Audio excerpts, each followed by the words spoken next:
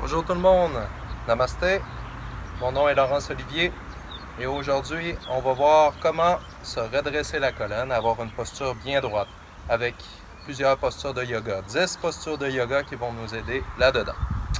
Alors on va commencer avec Anuvitasana, une posture que j'aime bien pour ouvrir la colonne. Je me place ici et je viens placer les mains dans le dos, les trames de mains qui viennent presque se toucher ensemble derrière le dos. Les pouces sont sur les côtés, le haut des paumes de main et juste en haut du bassin. Je rapproche les coudes derrière le dos, j'inspire profondément, je grandis. Puis à l'expiration, je garde le bassin à sa place et je bascule vers l'arrière. Je continue de bien rapprocher les coudes ensemble. Je respire avec la région thoracique profondément ici, contrairement aux autres types de postures qui vont requérir de respirer plus avec la région diaphragmale.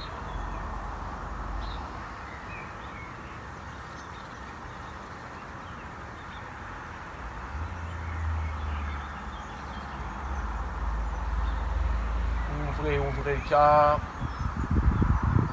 Expirez à fond. Prochaine inspire, je ramène tranquillement au centre. Et à l'expire, je relâche tranquillement. Déjà, on voit que les épaules se sont un peu plus mis à leur place et que la syphose commence déjà un petit peu à se rétablir. Deuxième posture, Paschimottanasana. Tadasana. Donc, ça va être de venir placer les mains en Namaskara, ici, et je viens soulever les bras à l'inspiration, je grandis le plus possible, je fais attention de ne pas trop soulever les épaules, et à l'expire, j'apporte les mains ici, derrière la nuque, et je tire les coudes derrière. Je respire à fond, je me détends. Encore une fois ici, respiration thoracique, longue, profonde.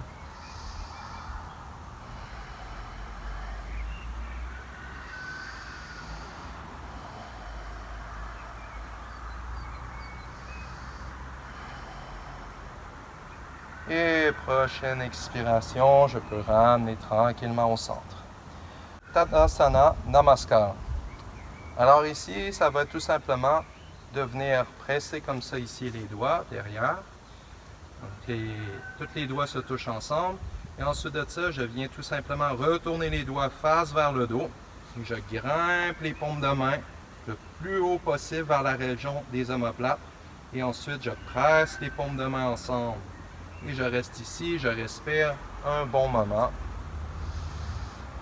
Même si je ne monte pas très haut au début et que ça fait ça comme ça, c'est pas très grave, mais prenez toujours connaissance de vos épaules, essayez de bien les tirer derrière.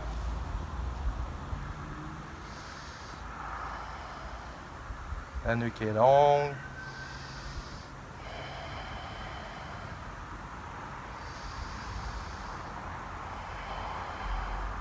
Et prochaine expire, je peux relâcher tranquillement. Donc, suite à ces postures, on peut décider de prendre une petite pause en posture de Uttanasana. Donc, je viens fléchir un petit peu les genoux, j'apporte les mains sur les genoux, j'inspire le dos long. Puis à l'expire, je viens relâcher tranquillement la colonne. Ici, pourquoi je fléchis les genoux, c'est pour empêcher justement d'accentuer la syphose dans le haut de la colonne. Donc, en gardant appui, je peux relâcher la tête, mais au moins, il n'y a pas trop de voûte ni dans le bas de la colonne, ni dans le haut de la colonne.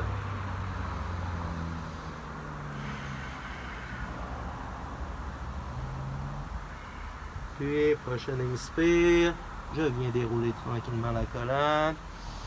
Je ramène les épaules un peu derrière et à l'expire, je relâche. Ensuite de ça, on va voir Pincha Mayurasana. Donc, on va commencer. Placer les mains à la hauteur des épaules à peu près. Les pieds largeur de la taille. Et ce que je viens faire tout simplement, c'est que je viens mettre les coudes au sol, au mur et je viens pencher tranquillement ici. Et j'ouvre. Je respire à fond.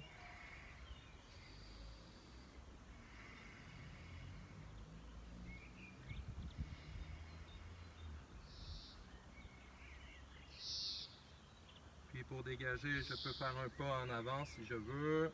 Ou pas, j'inspire, je redresse et je relâche. Maintenant, on va voir une version de Ardha Uttanasana faite debout, la classique, et ensuite de ça au mur. Donc, commençons avec celle debout.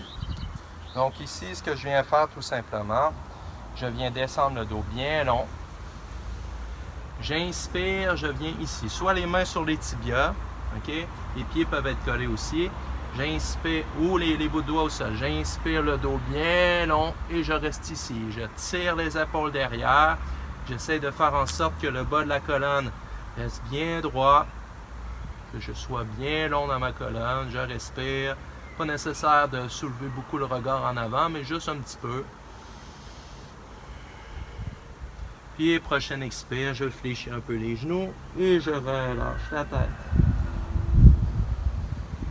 Ici, je respire avec la région abdominale, profondément. Tranquillement, l'inspire, je déroule la colonne, vertèbre par vertèbre. Donc ça, c'est une version. Une variante de Ardha Uttanasana qu'on peut faire aussi au mur, c'est comme ça.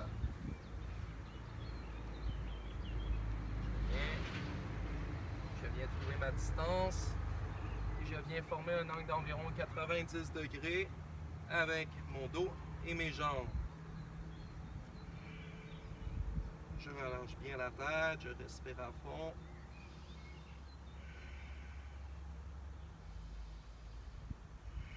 Je rentre le nombril vers moi.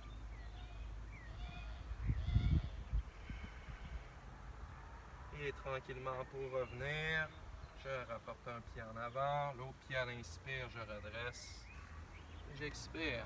Maintenant, on va tomber dans une posture, la posture de Urdhva Mukha Svanasana. Allons-y. Ici. Et je vais venir, je vais faire cette version-ci, donc j'amène les genoux en dessous de la taille et je viens tout simplement laisser tomber la région abdominale, la région du pubis vers le sol, je suis bien vers le sol et je viens ouvrir ici. Je ne reste pas comme ça ici, j'ouvre. Le regard peut rester en avant ou le regard peut aller vers le ciel. Je peux rester ici environ 30 secondes à 1 minute. Les doigts sont bien espacés. Les pouces index poussent bien dans le sol, dans le tapis. Les épaules roulent vers l'extérieur, vers l'arrière.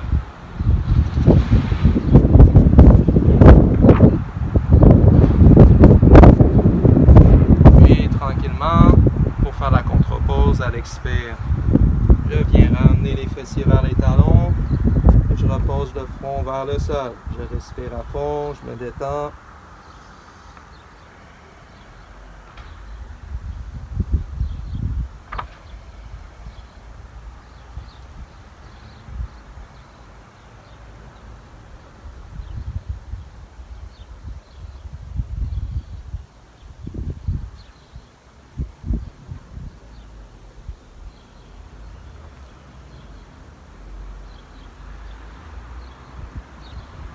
Super, prochaine inspire, je déroule la colonne doucement.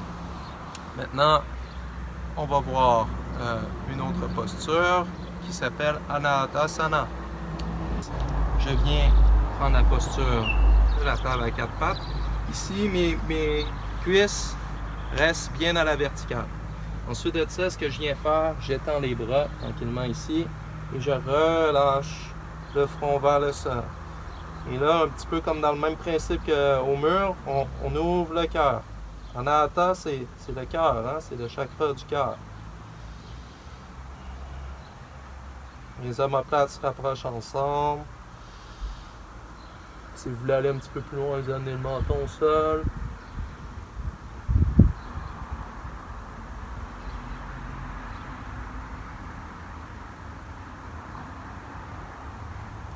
Et puis tranquillement, je redresse, je ramène main, l'autre main, et je peux reposer tranquillement ici. Alors maintenant, pour la contre-pose, pour amener les courbes primaires vraiment bien correctement, on va faire la posture de Adho Mukha Svanasana. Le chien est baissé, donc j'amène les poignets en dessous des épaules, genoux encore une fois largeur de la taille, orteils bien pointés.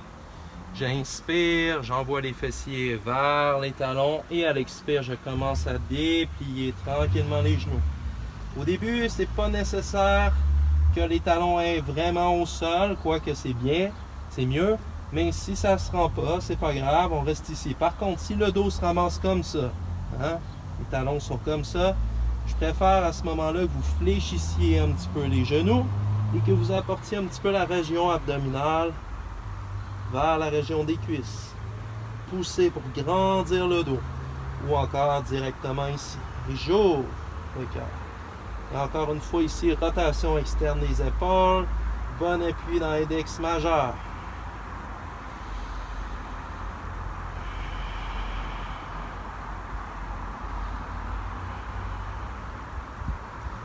Puis tranquillement, je ramène les genoux au sol à l'inspire. Et à l'expire, je peux reprendre la posture de l'enfant. Cette fois-ci, je peux amener les bras de chaque côté des jambes, les paumes vers le ciel.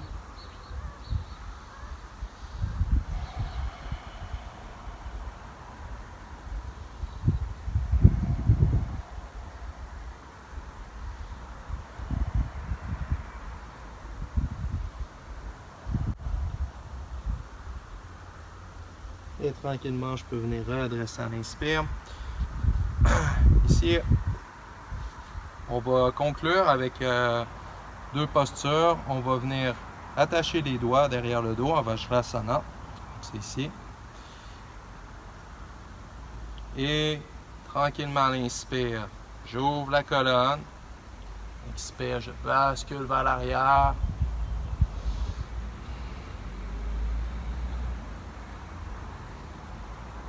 Et tranquillement, pour fortifier en même temps le bas du dos un petit peu, prochaine expire, je descends, mais je garde cette ouverture.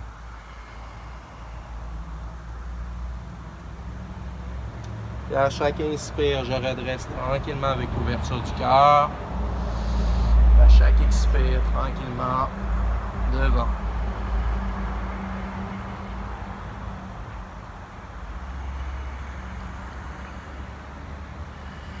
À l'expire, je relâche.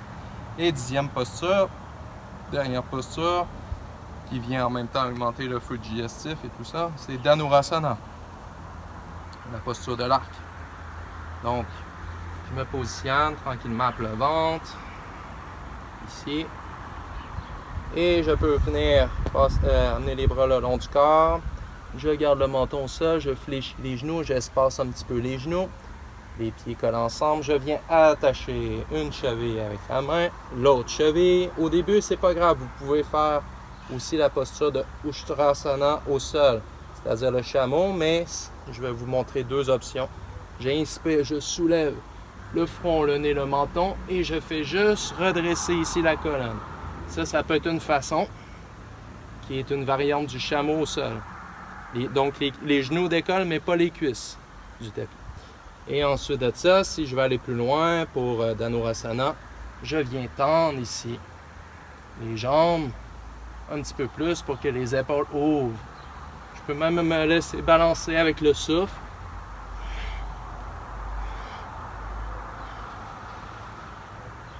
Et puis tranquillement, à l'expire, je relâche les chevilles. Je viens ici. Inspire. Au bras. Expire. Posture de l'enfant.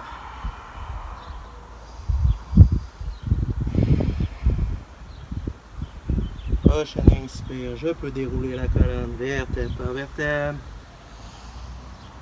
Voilà. Donc, 10 postures. Il y a d'autres postures qu'on pourra voir dans un prochain vidéo. Mais déjà, ça vous donne une bonne petite routine. Qui ne vous prend pas trop de temps, que vous pouvez amener à chaque jour, c'est le mieux. Mais si vous pouvez le faire déjà 1, 2, 3 fois par semaine, ça va vous aider à garder cette ouverture du cœur qui en même temps vous amène à mieux respirer, avoir plus grande confiance en vous, à inspirer plus de confiance autour de vous. Voilà, donc ça a été un plaisir. Et n'hésitez pas à aimer la vidéo, à vous abonner à ma chaîne, la Yoga Tribu. Je vous souhaite une belle journée. Au revoir.